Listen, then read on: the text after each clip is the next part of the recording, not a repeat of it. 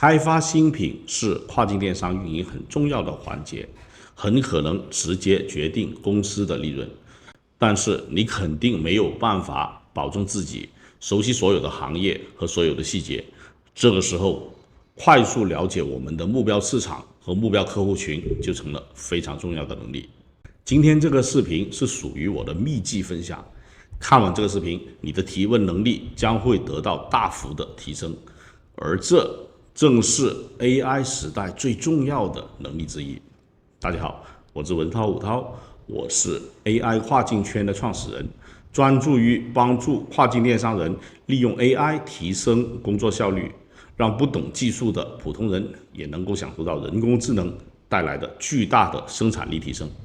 你有没有经常遇到这样的情况？坐在电脑前面，面对 ChatGPT 苦思冥想，就是想不到怎么样向 AI 提问。这个时候，我们要请出历史上最会提问的智者苏格拉底，他的提问方法被称为苏格拉底式提问。大部分的行业和问题都遵从28原则，也叫帕累托法则。我们把这两个方法结合来使用。我们在前两个视频选到了一个和门窗相关的蓝海产品，现在我们要开发门窗五金配件，但我们呢对门窗的五金配件一点都不熟悉。我们这样向 AI 提问：我要开发一个和门窗相关的五金配件，但我不熟悉这个行业。你现在是苏格拉底，请你用苏格拉底式的提问，应用28原则，帮我提供20个最重要的问题，让我可以快速了解怎么样开发门窗五金配件。AI 马上帮我们列出20个问题。这些问题应该是公司老板比较关注的。我们再继续深入提问，这些都是很好的问题。我们准备在 Amazon.com 上销售我们的产品，现在处于产品开发的前期阶段。我是一名产品开发人员，其中几个问题引起我的思考。第一个，门窗的五金在亚马逊上销售，怎么样做才比较有竞争力？我们呢有完备的亚马逊运营团队，请你忽略亚马逊运营的所有细节。第二，谁是你的目标客户群？他们的主要痛点是什么？这是个好问题。我对目标用户群并不了解，请你帮我深入剖析，请你针对我的问题继续苏格拉底式的提问，运用28原则帮我选出最重要的10个问题。第一个就是好问题。目前在亚马逊上，哪些门窗五金配件的品类或者子品类表现得最好？不过我本人更加喜欢低竞争度的又有一定销量的细分市场，最好是捡软柿子来捏。我们去 Jungle Scout 在 Product Research 的 Opportunity Finder 里面输入这个筛选条件，月销量300，竞争度和季节性都是 very low 到 low 这样的状态。关键词填上 Door Hardware， 排除 top 品牌，出来的这些结果很多都可以成为我们开发新品的好目标。再换上关键词 Window Hardware， 这些商品同样是竞争度很小但是销量很高的产品，我们可以进一步深入研究。第二个和第三个问题，卖点挖掘和产品定价，这是我们做亚马逊产品开发需要重点考虑的问题。我在之前的视频上给大家详细的讲述了怎么样用 AI 建模，用定量分析的方法分析竞争对手的弱点，可以很完美的解决卖点挖掘和产品定价的问题。如果你忘记了，可以点上面这个链接重新复习。针对目标用户群的这5个问题，我们从来没有做过这个行业，这5个问题对于我们来说都是很难回答的。这个时候我们就用金庸小说里最赖皮的招数左右互搏来解决。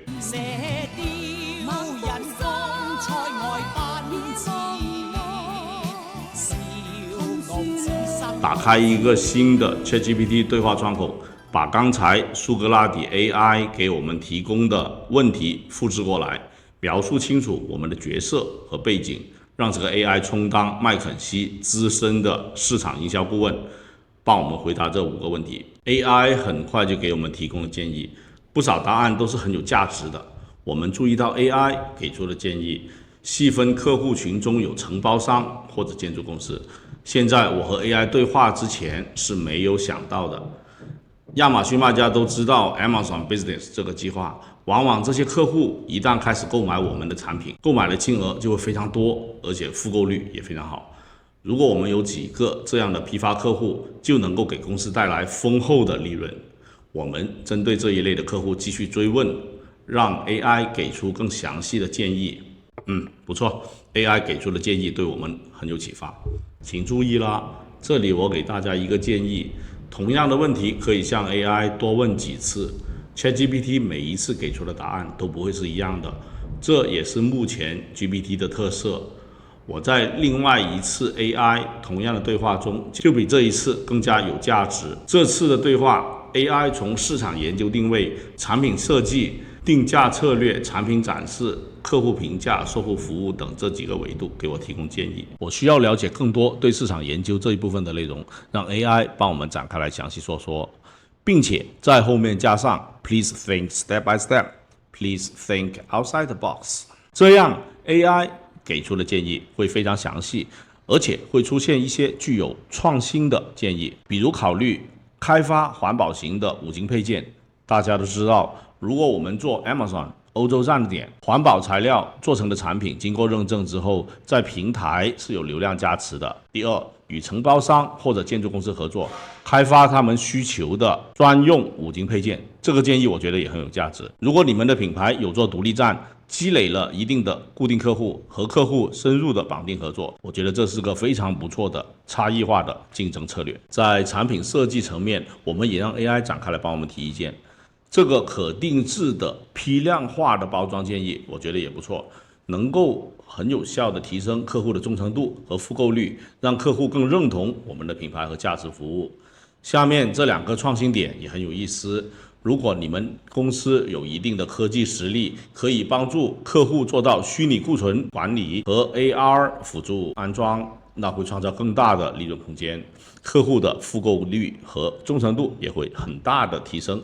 由于时间关系，我就不继续和 AI 对话下去了。这个和 AI 对话记录我会导出成网页格式的文件，放在 AI 跨境圈知识星球上。星球里面的用户可以下载仔细研究。如果你也想要这个产品开发的所有的指令，请点赞收藏这个视频，并且留言我要 AI 亚马逊产品开发指令，然后给我发私信，我们的助理会拉你入群，给你免费发送这个视频提到的指令和所有的 AI 的聊天记录。